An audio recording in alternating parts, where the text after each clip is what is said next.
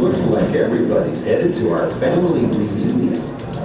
All mammals are invited to the party, including you. But guess who was the first one to arrive? Meet Morganucodon. We can call her Morty because she's part of our family. Our mammal family, that is. We mammals all evolved from a creature very much like her. You, me, and my good friend Harry here. Say hello, Harry. Now, I know what you may be thinking. We all came from chimps, right? Wrong. You, as well as this chimp, came from this. Even though she doesn't look like part of our family, we did come from something like her. Because Morty is one of the world's first mammals.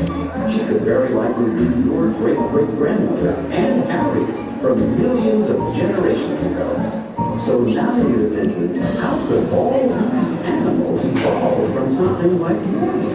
And what's this reunion party all about? Well, it's a long story, over 200 million years, in fact. So make yourself comfortable. Harry, let's go. We're going back in time, back to when the story of our family begins. Here we are. It begins during a time when an astonishing assortment of early dinosaurs and other creatures ruled the earth. As these bizarre animals roamed around looking for food, a small, furry mammal scurried about underfoot. Here she is, Great-Grandma Morty, only 4 inches long. During the day, she hid from the animals that hunted her.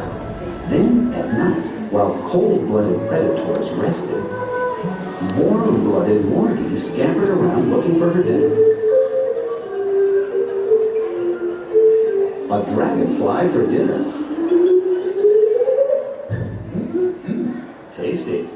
As millions of years passed, some dinosaurs evolved to become bigger and a lot scarier. Many generations after Morty, mammals continued to evolve but remained small.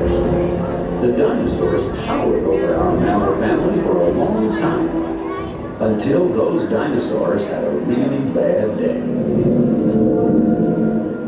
Most scientists believe that one day, about 65 million years ago, an enormous meteorite slammed into the Earth at 25,000 miles per hour. Dust and smoke from the explosion shrouded much of the planet in darkness, causing wild fluctuations in the climate. 70% of the world's animals died, including the mighty dinosaurs. But not our family. No. We mammals survived. Probably because we were small and warm-blooded and could ride out the climate changes. In fact, the meteorite was just the lucky break we needed. Without the dinosaurs around, our mammal family could finally leave their hiding places. There was a whole world out there for us to fill. Over the next 65 million years, the descendants of Morty and her kin were free to evolve into a fascinating variety of larger, more complex species. Many appeared, then died out.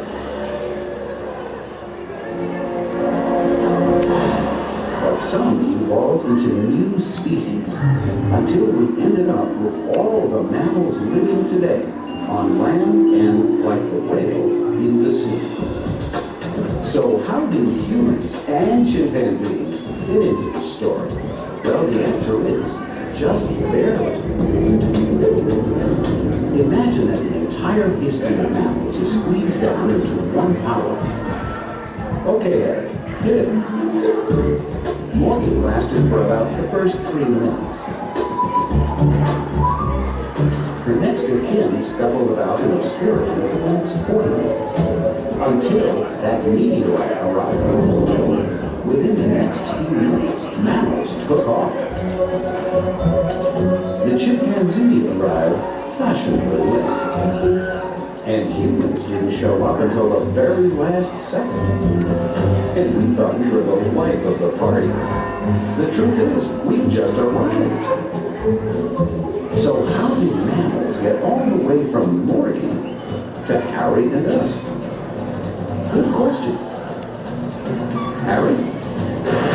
While Harry takes us back in time again, I'll let you in on a little family secret. Everything on Earth is continually changing, including the Earth itself. Since Morty's time, the Earth has undergone many mind-boggling transformations. And as the Earth changed, so did life. To survive, mammals have to adapt to their new environments. And that takes time, genes, and a little luck. Consider our cousin, the polar bear. He descended from brown bears. Now, brown fur happens to work quite well as camouflage in the forest. But then, about 150,000 years ago, some brown bears got stranded near Alaska, possibly by a glacier. When it came to hunting seals, whoops, they stood out like sore thumbs.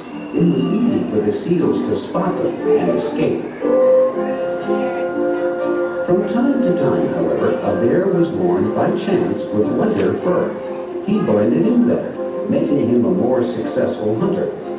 Better hunters were more likely to survive and pass along their genes to their children.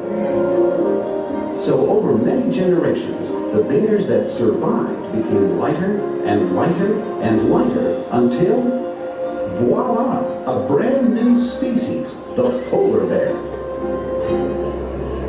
That is how mammals evolve. Fail to adapt to new environments and your species dies out, becomes extinct. Life is constantly changing and evolving.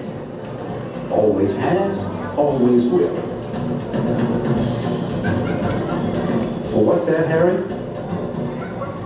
Harry's saying, who wants to go to a reunion party if everybody's invited? Truth be told, everybody isn't invited.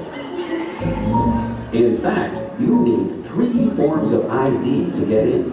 The 3 things that set us mammals apart from all other life. 1, hair. We mammals all have some hair on our bodies.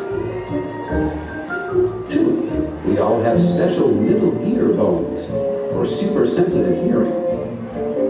And 3, every one of us has a mom who can make milk. That narrows it down to a very select guest list because not everybody has the 3 IDs. Think of all living creatures connected on one tree of life. Mammals take up only a single branch of this tree. Fish are over here on this branch, but they're not invited. They don't have hair. Sorry. Neither are amphibians and reptiles over here. No special ear bones. Birds? Nope. Their moms don't produce milk. Which leaves only mammals. So, if you are a mammal, you're invited to Morty's incredible family reunion. Let's go, Harry. It's a loud, raucous celebration of life, with thousands of magnificent living and extinct species.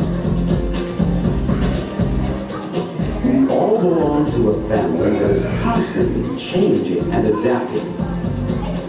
And you and I and Harry are part of it, because we're all related. Which makes me wonder, if we evolved this far from mammals like Morty, what new mammals will Morty find at her next reunion?